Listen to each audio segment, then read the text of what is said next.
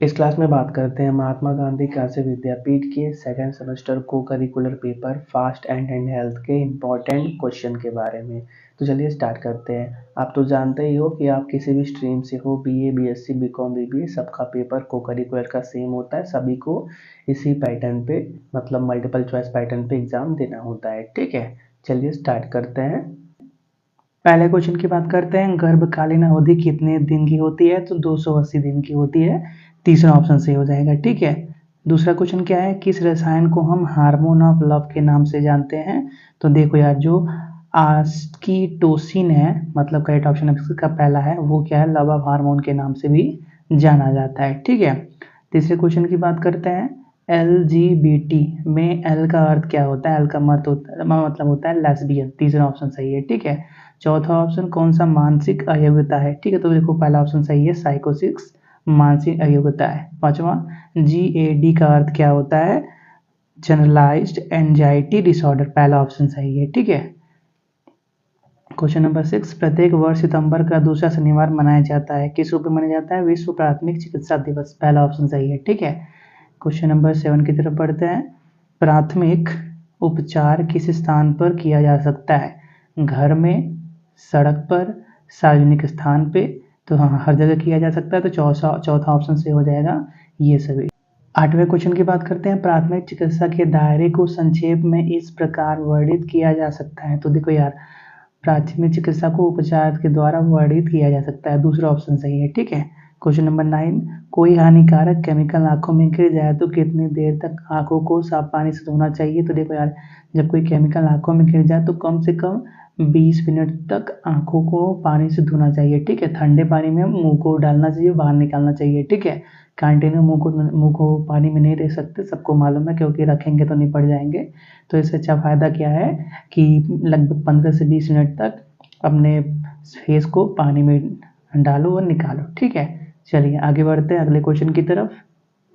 Question number 10 है, मानसिक स्वास्थ्य दिवस कब मनाया जाता है? तो 10 अक्टूबर को मनाया जाता है। पहला ऑप्शन सही है। ठीक है, क्वेश्चन नंबर 11 की बात करते हैं, इनमें से कौन सा संवेगी अंग नहीं है? ठीक है, संवेगी मतलब सेंस ऑर्गन, जिससे हम फील कर सकते हैं। जैसे हो गया हमारा स्किन, हो गया हमारा आँख, हो गया हम देख सकते हैं, कान सुन सकते हैं, नाक सूंघ सकते हैं, ये सब हमारे सेंसरी ऑर्गन मतलब संवेगी अंग कहे जाते हैं।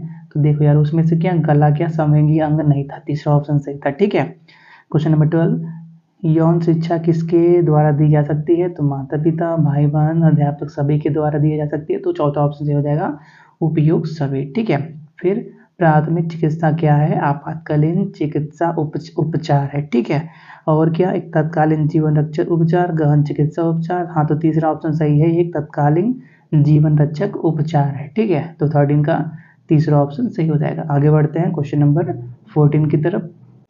क्वेश्चन नंबर 14, प्राथमिक चिकित्सक के प्रमुख गुण क्या है? तो बुद्धिमानी, सेवा भाव, दक्षता, ये सभी एक प्राथमिक चिकित्सक के मुख्य गुण हैं।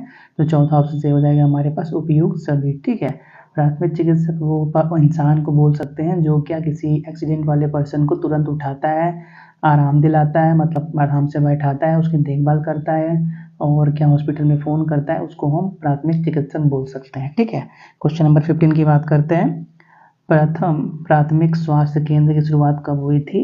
1952 में हुई थी। ठीक है, पहला ऑप्शन सही है इसका। क्वेश्चन नंबर 16, प्राथमिक स्वास्थ्य केंद्र की अवधारणा को प्रस्तुत किया किसने?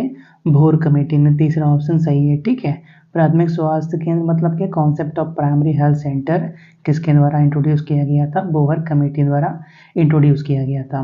नेक्स्ट, फास्ट एड का 3 सूत्री नियम क्या है? ठीक है, तो एयरवे, ब्रीथिंग, सर्कुलेशन, 3 सूत्र नियम है। ठीक है, क्वेश्चन नंबर 18 की बात करते हैं, आधुनिक प्राथमिक चिकित्सा के संस्थापक हैं फ्रेडरिक एस्मा। पहला ऑप्शन सही है। ठीक है, क्वेश्चन नंबर 19 की बात करते हैं, प्राथमिक चिकित्सक का प्रथम कार्य क्या है? ठीक है, तो प्राथमिक चिकित्सक मतलब कोई एक इंसान है जिसने क्या एक्सीडेंट होते हुए देखा और वो उसकी मदद करना चाहता है और उसने मदद किया, तो वो प्राथमिक चिकित्सक हो गया। ठीक है, अब उसका सबसे पहला काम क्या होना चाहिए? जो भी गिरा हुआ है उसको उठा के रोड के साइड में करे और उसको आरामदायक स्थिति में बैठाए।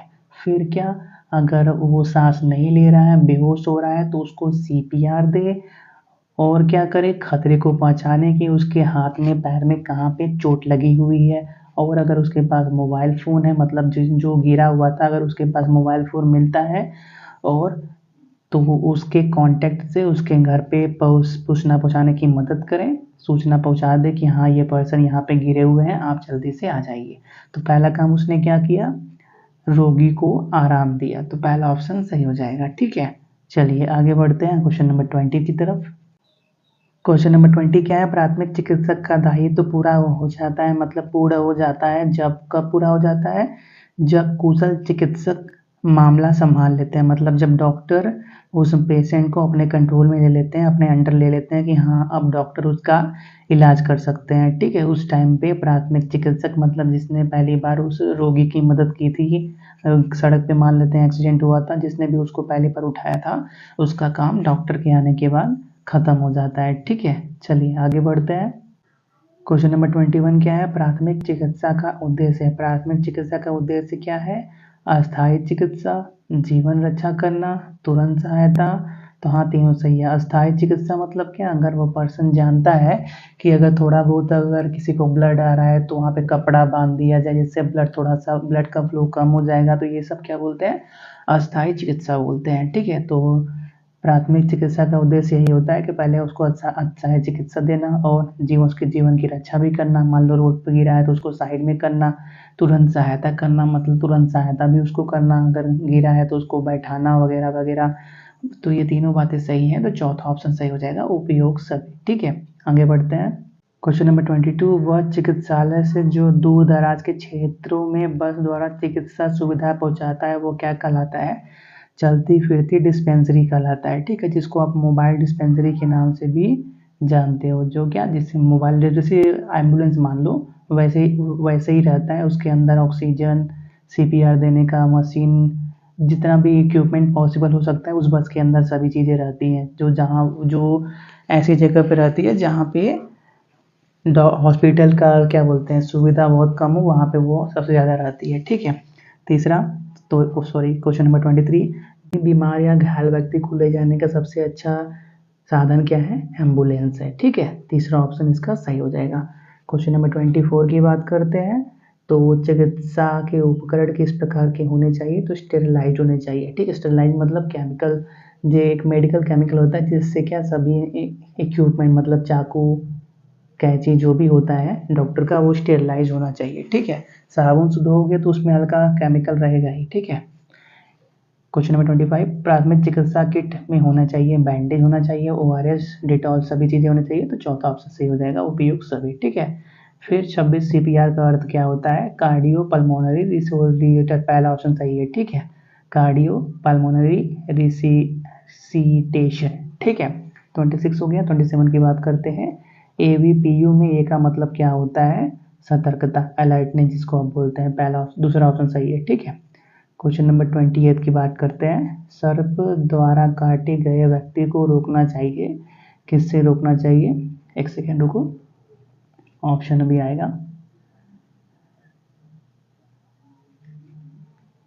हाँ, तो लेटने से, सोने से, चलने से, बैठने से, तो सोने से रोकना चाहिए। ठीक है, बोला जाता है कि जिनको भी सांप काटा है उनको सोने नहीं देना चाहिए, उनको हमेशा जागे जागे रहना चाहिए, उसको हमेशा बोल दो कि चलता रहे, बैठा भी रहे तो सोए ना। ठीक है, 29 की बात करते हैं, इन्हेलर का प्रयोग किया जाता है। इन्हेलर मतलब अस्थमा में प्रयोग किया जाता है, जिनको सांस लेने की बीमारी होती है, अस्थमा की बीमारी होती है, उनको एक पंप होता है ना जो बार बार वो खींचते हैं जिसके अंदर दवाई लगा के, उसको इन्हेलर बोलते हैं। ठीक है, चलो क्वेश्चन नंबर 29 हो गया। क्वेश्चन नंबर 40 की बात करते हैं, कार्बन मोनोऑक्साइड जिसको आप CO जिसका स्ट्रक्चर होता है, एक गैस है, कैसा गैस है, बेरंग गैस है, विषैली भी है, स्वादहीन भी है, तो तीनों बात सही है, तो चौथा ऑप्शन सही हो जाएगा, उपयुक्त सभी। ठीक है, 31, चमकीली लाल रक्त कणिकाएं पाई जाती है कहाँ, धमनी में, दूसरा ऑप्शन सही हो जाएगा। ठीक है, क्वेश्चन नंबर 32 के बारे में बात करते हैं,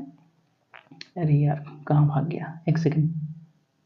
क्वेश्चन नंबर 22, एक सामान्य वयस्क का सामान्य पल्स रेट क्या है, 60 से 100, पहला ऑप्शन सही है। ठीक है, क्वेश्चन नंबर 33, जब हृदय सिकुड़ता है तब धमनियों में दबाव कैसा होता है, ठीक है। तो ये एक क्वेश्चन है जिसका आंसर हमको नहीं मालूम, अगर आपको मालूम हो तो बता दीजिएगा, ठीक है, बायोलॉजी से रिलेटेड है। 34 WBC का फुल फॉर्म क्या होता है, वाइट ब्लड सेल, दूसरा ऑप्शन सही है, ठीक है। 34 35 की बात करते हैं, रक्त को जमने में मदद कौन करता है, प्लेटलेट्स मदद करता है, पहला ऑप्शन सही है, ठीक है। चलिए 36 की बात करते हैं, आंतों का स्वास्थ्य को इसमें से कौन बनाए रखता है, तो कौन बनाए रखता है, फाइबर, तीसरा ऑप्शन सही है, ठीक है।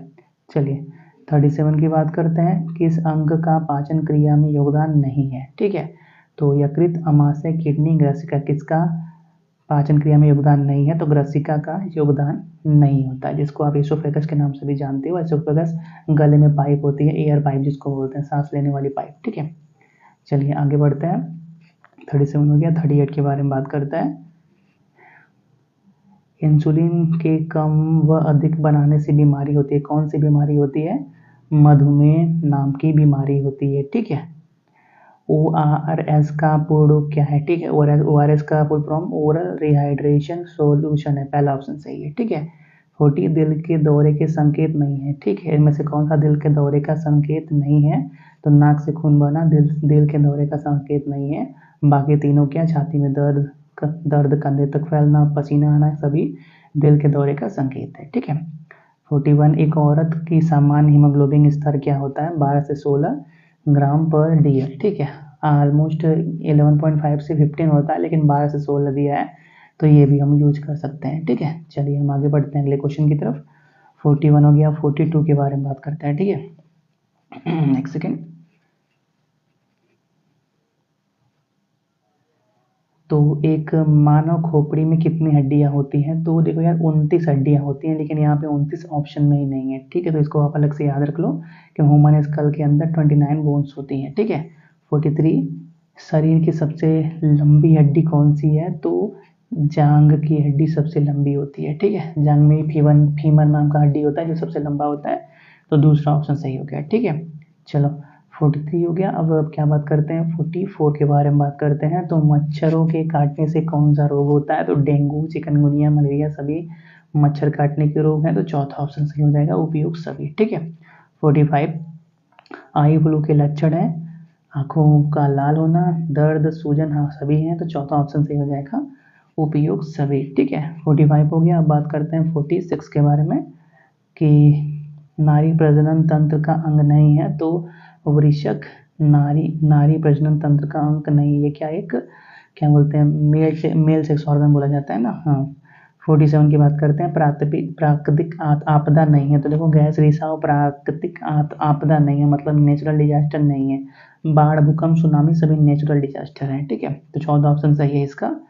48 की बात करते हैं, राष्ट्रीय कृषि मुक्ति दिवस कब मनाया जाता है, 10 अगस्त को मनाया जाता है, ठीक है, तीसरा ऑप्शन सही हो गया। 49 की बात करते हैं, आघात का लक्षण है, आघात का लक्षण क्या है हमारे पास, अत्यधिक पसीना आना, पल्स रेट बढ़ना, बेचैनी, तीनों सही है, तो चौथा ऑप्शन सही हो जाएगा, उपयुक्त सभी, ठीक है, सभी। 50 पित्त बनता है, पित्त कहाँ बनता है, यकृत में, जिसको लीवर बोलते हो, उसमें बनता है, ठीक है, तो 50 का दूसरा ऑप्शन सही हो जाएगा। तो ये क्वेश्चन आप ऑब्जर्व कर लो, ये पिछले साल का है, हो सकता है इस साल भी इससे कुछ क्वेश्चन रिपीट हो जाए, ठीक है। चलिए तब तक के लिए thanks for watching, have a nice day.